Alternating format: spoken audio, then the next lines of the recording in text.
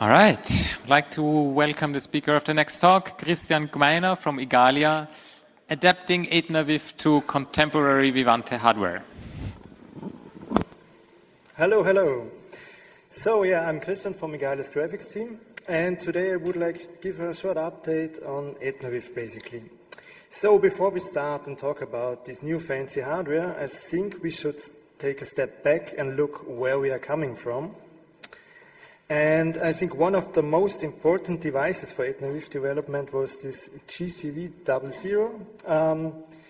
It is basically the first device that was used for reverse engineering etnaviv. It ran something like mini gallium, so the gallium stuff was forked out of Mesa into etnaviv. It uses the proprietary kernel driver, and for instance, here it runs Quake hardware accelerated on this very, very old MIPS-based platform. The next important thing that happened for etnaviv was the introduction of the iMix6 series. That helped a lot, and etnaviv gained a lot of traction there. There was a lot of need for Class 2 or to get something working with etnaviv on this new SoC. There were different ranges of supported GPUs with different feature sets. These devices are still used today. And later on, NXP introduced the iMix8 series. We are now a 64-bit ARM architecture. We have basically just one GC7000 series thing, I'm not sure how to call it, with a lot of different variations. So, that's current state. So, as you can see, the market that is used, that the etnaviv is used, is basically industrial automation, healthcare devices, and automotive entertainment. And the biggest reason is these SoCs have availability for 15 to 20 years. So that is a need for this kind of industries. And no consumer device will ever choose an NXP SoC, I would say. With all that, there are a lot of limitations. As we support now many GPU generations, we need to emulate a lot of features in shaders. Some features are not even possible to implement fast enough. And the current state is etnaviv is more or less a really solid Class 2 driver, and all the industrial customers are happy with it and don't care about Class 3 or anything else. So, let's talk about contemporary hardware. About 18 months ago, I implemented a feature in the Gallium driver that was called hardware database. Basically, the thing is that the Mesa queries the kernel for some identity register values and use this to search in a database for features that are supported. So now the important thing is that these database files are coming directly from the kernel forks of the SoC vendors, from NXP for instance, and we have there the only truths what each CPU core can support.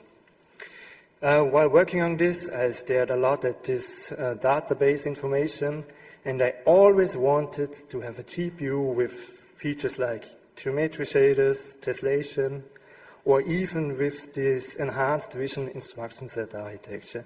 So I really wanted a modern GPU to do modern development and pass Class 2 without doing too much emulation. Lucky me, at some point I found something that checked all my boxes, and it's the iMix8 Quad Max. So this is now my favorite device to develop for etnaviv. The specs sound really outdated, but we are still in this industrial market where we many years behind what's happening in consumer electronics. So I'm really happy to have now 2 performance cores, A72s, and the biggest thing here is that I have 2 of these wonderful GPUs that support all these features. So NXP decided in a split GPU architecture, but I will talk more on this later. So now, what's the good thing with this board? I finally got more recent binary blob drivers because I usually don't try to set up the binary blob stack my own. I always use what I get with the provided BSP, don't touch it, and use that as my reverse engineering base. I'm able to run glass3.x and Vulkan CTS to do my reverse engineering. And another big thing, the SOM I've chosen has great mainline Linux support, and that is important for CI usage, because I don't want to mess around with the downstream kernel stuff for CI usage. So now let's talk about a feature that was implemented recently, has landed in upstream Mesa. We have support for hardware-based transform feedback. Yay, no emulation needed. We support all the fancy stuff, up to 4 buffers. We have many descriptors. A descriptor is basically there's a description which part of our output register is stored where. We have pause resume support. The hardware supports all the needed pipe query stuff. We have a context buffer that is used by the hardware to store some meta information so we can share it across multiple contexts. And the wonderful thing is that near XFP output info struct maps really well on how the hardware describes the descriptors. So there's one caveat that you need to sort the outputs on buffer and offset, because there's no way to tell the hardware at which offset something gets stored. But with that out of the way, we are passing almost all CTS tests there. There are just some compiler problems. So I'm really happy that that worked really well, and that opens the door for geometry shaders. Regarding geometry shaders, there I'm already started to reverse engineering this stuff, but it's in really early stages. I managed to figure out some states. I am able to dump the new shader instructions. I can disassemble them, but I cannot assemble them correctly at the moment, because there are some unknown bits here and there, and yeah, there's still some challenges there. And also the current etnaviv driver is not prepared to have more shader stages than vertex and fragment shader stage at the moment. And there needs to be done some refactoring there to really get there. But it's nice that I have no hardware that I can test this. Other good stuff.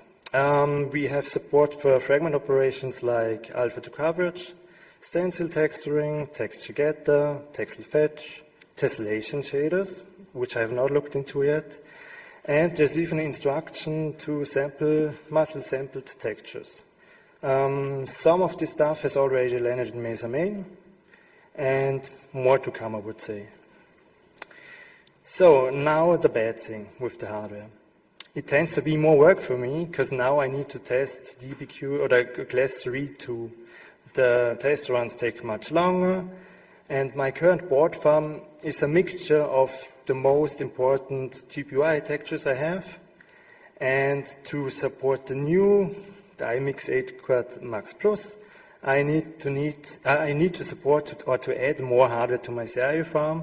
That's a lot of work. But the overall goal for etnaviv CI is to get Glass 2 pre-merge testing for at least one generation of GPU working. I have about 7 or 8 boards of them. I will give it a try and see how much pressure it is on my board farm. So now, the ugly. Even that is such a modern and nice hardware, it still doesn't support these 128-bit formats that are sadly needed for Glass 3. Shit. So I need to emulate them, and this is quite challenging, you know. Yeah. I need to basically come up with another representation of this 128-bit texture in that case. I need to have 2 planes where it splits RG and BA. Then I need to do the tiling that is used by the GPU on the software side. And I need to do this in both directions. So I need to store data and read data from it, basically. So, but with that out of the way, stuff like clearing is super easy, you know. You just do the same operation twice, you change the clear color, and the destination where the clear should happen. So now with this multi-GPU architecture, it is even possible to use the second GPU core in parallel to do these partial clears and blitz. There are some extensions in a command stream where I can tell, hey, this part of the definition of this clear operation goes now to GPU 1, the other one goes to GPU 0. I can synchronize between them, and maybe, and that's something to make it even faster. Let's see. One thing I forgot to mention, on some GPU generations we support now scissored clears. That makes everything even better because we don't need to do the fallback with the whole 3D pipeline. Yeah, we are getting there. Whew. So, if you want to render into such formats, we need to do another trick. We are using multiple render targets and do basically the same thing. Render 64-bit half and run into the after and in the other 64-bit half. And we need to have some shader magic to do this stuff. It works because when I landed the multiple render target support, I was aware of the fact that I need to reserve some of the render targets to do this ugly stuff. But it gets even worse. We need to sample from these textures too. Yeah. I'm in a lucky position with that super brand new SOC that I have 80 samplers and I can share the samples between every shader stage. But on older generations I have 32 samplers with maybe some fixed allocations. So it's almost impossible to get the full case working. So if you have 16 vertex and 16 fragment samplers using both 128-bit formats, the binary blob gives you an error message saying, I cannot draw this, I'm skipping this draw. Wonderful. Yeah. So this is still work in progress to get done nicely. I have it working in a hacked way. There's the initial merge request for this 100-bit format emulation is at GitLab to stare at. Yeah. So my main target for this work is now really the IMX8 Quad Max, and I'm mostly running CTS. So I don't care at the moment at applications or other stuff. But all of this work has a benefit for the older generations too. If we look at Glass 3, we are really close. Now about 600 tests are still failing. And these are the harder tests to fix, Because I have the feeling that the binary blob can detect that it runs the EBQ and does some extra magic. This is really bad. We support some features from Glass 3 and Glass 3.1, Glass 3.2 already. Desktop GL3 is close too. And the biggest block is really this 128-bit format emulation that I hope to land soon. And after that, it's just a matter of time to get Glass 3 finally. To be the last driver in Mesa hit that point took quite some time, yeah. So, thanks for your attention. Are there some questions?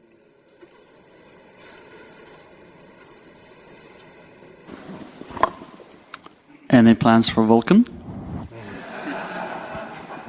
I prepared a backup slide for this. Thanks. Okay, I have a very hacky branch that does almost nothing.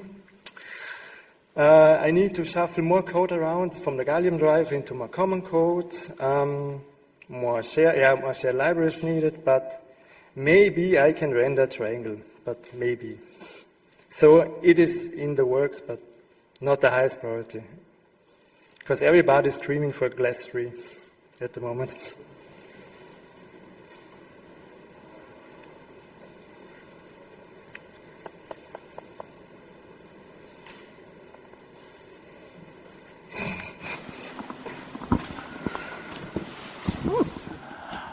So first of all, my condolences. So is there, the stuff you're saying about samplers and 128-bit formats, is it even possible to correctly implement Glass 3 on that hardware? You know, the binary blob does it. The binary I'm just blob taking the claims eye- to. Yeah, sure, but I can't just mimic what he's doing. What it is doing, yeah. And, you know, if you pass the CTS, I'm down. I don't care about the corner cases. Maybe we need to add more CTS tests. Come on.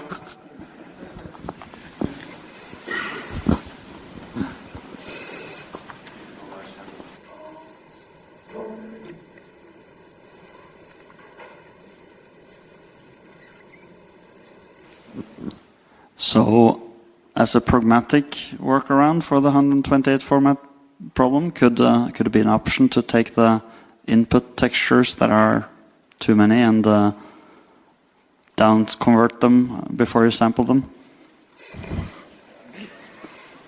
Maybe.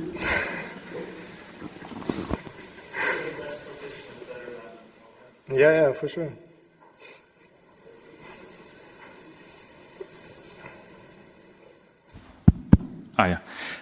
So I have one libm 5 where I occasionally test your work, and GTK4 by now runs quite well. Firefox does not yet. I was wondering, what do you expect in terms of performance compared to the GLES2 world? Like, will it perform better? Maybe. It's always hard to tell you. It depends, I would say. What kind of bad stuff I need to do with emulation. And if I remember correctly, if I start up, for instance, Firefox, it tries to create a 100-bit format texture. Yeah. So yeah, it could be faster, but I'm not sure.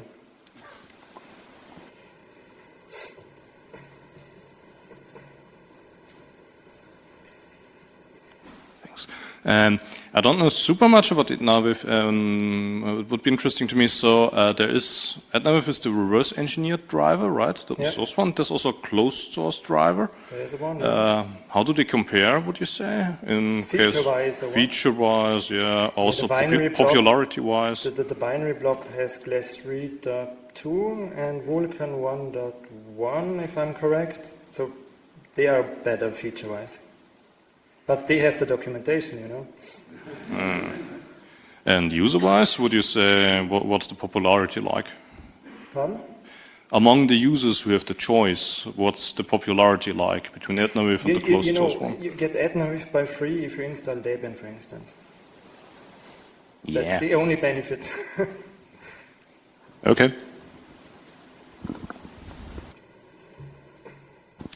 So Vivante is also making some 2D cores, and as far as I know, some of those 3D GPU packages also have some 2D stuff in it.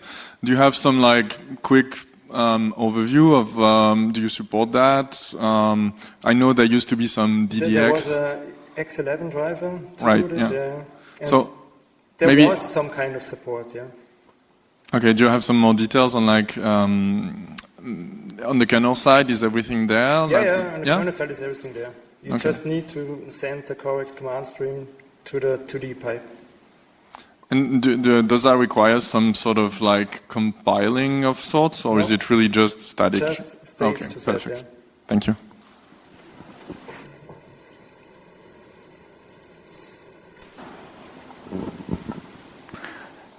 There was also a question on the Matrix channel. Would it make sense to emulate sampling in software? No. Okay. Any further questions here in the room?